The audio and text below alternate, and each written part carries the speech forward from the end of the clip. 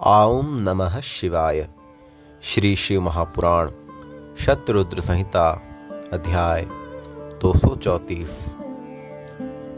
वराह कल्प के 10वें 28वें द्वापर तक होने वाले व्यासों एवं शिव अवतारों का वर्णन। शिव जी बोले, हे ब्राह्मण, 10वें द्वापर युग में जब त्रिधामा नामक मुनि व्यास होंगे, उस समय मैं हिमालय पर्वत के मनोहर भृगुतुंग नामक ऊंचे शिखर पर अवतार ग्रहण करूंगा।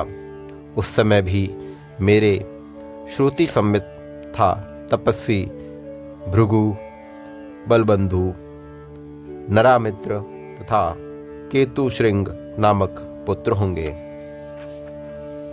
11वें द्वापर में जब त्रिवृत नामक व्यास होंगे, उस समय मैं कलयुग में गंगा द्वार पर तप नाम से अवतरित होऊंगा। उस समय भी लंबोदर, लंबाक्ष, केशलंब एवं प्रलंब नामक 4 दृढ़व्रती मेरे शिष्य होंगे। 12वें द्वापर के आने पर वेदों के विभाग करने वाले शततेजा नामक व्यास होंगे। तब मैं द्वापर के अंत होने पर कलयुग में यहाँ पृथ्वी पर अवतार ग्रहण करूँगा। उस समय हेमकंचुक नामक स्थान पर आविर्भूत हुआ मैं अत्रि के नाम से प्रसिद्ध होकर व्यास जी के सहायतार्थ निवृत्ति मार्ग को दृढ़ करूँगा। हे महामुने, उस समय सर्वज्ञ, समबुद्धि, साध्य एवं शर्व नामक मेरे परम योगी 4 पुत्र होंगे। 13वें द्वापर युग में धर्म स्वरूप नारायण नामक व्यास होंगे। उस समय मैं वाल खिल्य के आश्रम में उत्तम गंधमादन पर्वत पर बलि नामक महामुनि के रूप में अवतार ग्रहण करूंगा। वहां पर सुधामा, कश्यप, वशिष्ठ और विरजा नामक मेरे 4 श्रेष्ठ पुत्र होंगे। 14वें द्वापर के युग आने पर जब रक्ष नामक व्यास होंगे, तब मैं आंगिरस वंश में गौतम नाम से अवतार ग्रहण करूंगा। उस समय भी कलयुग में अत्रि, वशद, श्रवण और श्रविष्कट नामक मेरे 4 पुत्र होंगे। 15वें द्वापर युग में जब अत्र्यारोणी नामक व्यास होंगे, उस समय मैं वेदशिरा नाम से अवतरित होऊंगा। वेदशिरा नामक महावीरवान मेरा अस्त्र होगा और सरस्वती के उत्तर तथा हिमालय के पृष्ठभाग में वेदशीर्ष पर्वत पर निवास करूंगा। उस समय भी कुणिबाहु, कुशरीर और कुनेत्र नामक मेरे 4 शक्तिशाली पुत्र होंगे। 16वें द्वापर युग में जब देव नामक व्यास होंगे, उस समय मैं योग मार्ग का उपदेश देने के लिए गोकर्ण नाम से उत्पन्न होऊंगा। वहीं पर परम पुण्यप्रद गोकर्ण नामक वन है।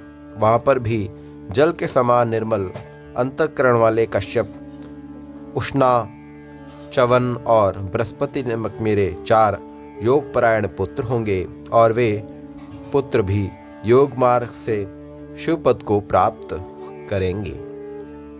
17वें द्वापर युग के आ जाने पर देव कृतंजय नामक व्यास होंगे। उस समय में हिमालय के उत्तम तथा ऊंचे शिखर पर हिम से व्याप्त जो महालय नाम का शिव क्षेत्र है, वहाँ गुहावासी नाम से अवतार ग्रहण करूंगा और वहाँ भी उतथ्य, वामदेव, महायोग और महाबल नामक मेरे 4 पुत्र होंगे। 18वें द्वापर युग के आ जाने पर ऋषितंजय नामक व्यास होंगे। तब मैं उस हिमालय के मनोहर शिखर पर शिखंडी नाम से प्रकट होऊंगा। उस महापुण्यप्रद सिद्ध क्षेत्र में शिखंडी नामक पर्वत है और उसी नाम वाला वन भी है जहाँ सिद्ध निवास करते हैं। वहाँ भी वाचस्वाहा, रुचिक, कशिवास्य एवं यतीश्वर ये मेरे 4 महातपस्वी पुत्र होंगे। 19वें द्वापर युग में जब भारद्वाज मुनि व्यास होंगे, तब हिमालय की शिखर पर जटाएं धारण किया हुआ मैं माली नाम से अवतार ग्रहण करूंगा। वहां समुद्र के समान गंभीर हिरण्यनाशा, कौशल्य, लोकाक्षी तथा प्रधिमिति नामक मेरे 4 पुत्र होंगे। 20वें द्वापर में गौतम नामक व्यास होंगे। तब मैं हिमालय पर्वत पर 28 अट्टहास नाम से अवतरित होऊंगा। वही हिमालय के पृष्ठभाग पर अट्टहास नामक महापर्वत है, जहाँ अट्टहास प्रिय मनुष्य निवास करते हैं और जो देव, मनुष्य, यक्षराज, सिद्ध और चारणों से सेवित हैं। वहाँ भी समंतु, विद्वान, बर्बरी, कबद्ध तथा कुशिकंधर नामक मेरे 4 महायोगी पुत्र होंगे। 21वें द्वापर पे जब वाचस्रवा नामक व्यास होंगे, तब मैं दारुक नाम से अवतरित होऊंगा। इसलिए उस उत्तम वन का नाम भी दारुवन होगा। वहां पर भी मैं पलक्ष, दाभ्रयाणी, केतुमान और गौतम नामक मेरे 4 महायोगी पुत्र होंगे। 22वें द्वापर युग के आने पर जब कुष्माण्य नामक व्यास होंगे, तब मैं लागली भीम नामक महामुनि के रूप में वाराणसी में अवतरित होऊंगा, जहां कलयुग में इंद्र सहित समस्त देवगण मुझ हलायुध शिव का दर्शन करेंगे। वहां भी भलव्वी, मधु, पिंग तथा श्वेत केतु नामक मेरे 4 परम धार्मिक पुत्र होंगे।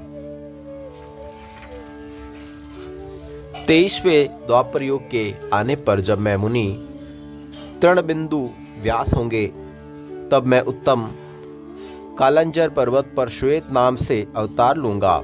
उस समय वशिक, बृहदश्व, वेदल, देवल एवं कवि नामक मेरे 4 तपस्वी पुत्र होंगे। 24वें द्वापर युग के आप प्राप्त हो जाने पर जब यक्ष नामक व्यास होंगे, उस समय नैमिषारण्य क्षेत्र में शूली नाम से महायोगी के रूप में अवतार ग्रहण करूंगा। वहां पर भी शालिहोत्र, अग्निवेश, सोनाश्व और शरदसु नामक मेरे 4 तपस्वी शिष्य होंगे। 25वें द्वापर युग में जब शक्ति नामक व्यास होंगे, तब मैं दंडधारी महायोगी मुंडेश्वर प्रभु के रूप में अवतार ग्रहण करूंगा। उस समय भी छगल, कुंडकर्ण, कुभांडा एवं प्रवाहक नामक 4 तपस्वी शिष्य होंगे। 26वें द्वापर युग में जब पराशर नामक व्यास होंगे, उस समय मैं भद्रवटपुर में आकर सहिष्णु नाम से अवतारित होऊंगा। वहां पर भी उल्कू, विद्युत, शंबुक और आश्वलायन नामक वाले मेरे 4 तपस्वी शिष्य होंगे। 27वें द्वापर युग में जब जातुकण्य व्यास होंगे, उस समय मैं प्रभासती तीर्थ में आकर सोम शर्मा नाम से प्रकट होऊंगा।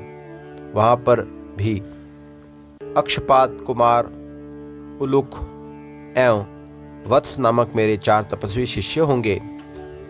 28वें द्वापर युग में जब महाविष्णु पराशर के पुत्र रूप में जन्म लेकर द्वैपायन नामक व्यास होंगे, तब छठे अंश से पुरुषोत्तम श्री कृष्ण भी वासुदेव के नाम से प्रसिद्ध और वसुदेव के पुत्र रूप में अवतरित होंगे। उस समय मैं भी योग माया से संसार को विस्मित करने के लिए योगात्मा नामक ब्रह्मचारी का रूप धारण करूंगा और शरीर को अनामय समझकर इसे मृत की भांति शमशान में छोड़कर ब्राह्मणों के हित के लिए योग माया से आप ब्रह्मा एवं विष्णु के साथ दिव्य तथा पवित्र मेरु गुहा में प्रवेश करूंगा।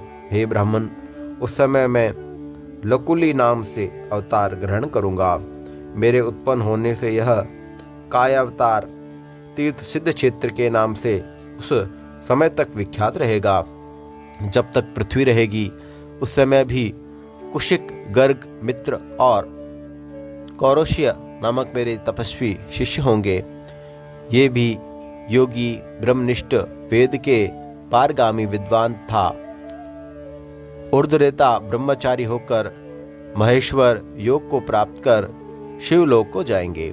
सूत जी बोले, हे उत्तम व्रत वाले मुनियों, इस प्रकार परमात्मा शिव ने वैवस्व मनवंतर के प्रत्येक कलयुग में होने वाले अपने योगावतारों का सम्यक वर्णन किया।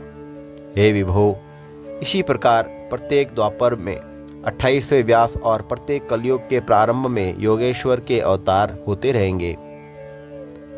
प्रत्येक योगेश्वर के अवतारों में उनके 4 महाशय शिष्य भी होते रहेंगे, जो योग मार्ग की वृद्धि करने वाले और अविनाशी होते हैं।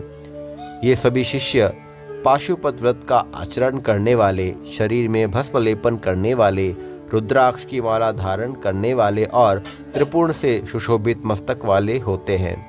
सभी शिष्य धर्मपरायण, वेद वेदांग के ज्ञाता, लिंगार्चन में सदा तत्पर, ब्रह्मा विष्णु को मानने वाले, बाहर तथा भीतर में मुझ में भक्ति रखने वाले, योगा ध्यान परायण और जितेंद्रिय होते हैं।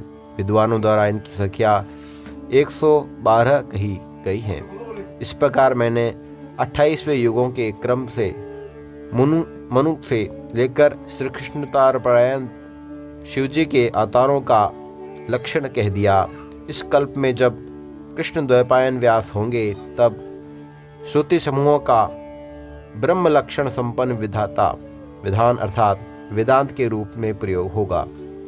हे सनत कुमार, देवेश्वर शिव ब्रह्मा से इतना कहकर उन पर कृपा करके उनकी ओर पुनः देखकर वहीं पर अंतर्निहित हो गए। ओम नमः शिवाय। श्री शिव महापुराण शतरुद्र संहिता अध्याय 234 संपूर्ण हुआ।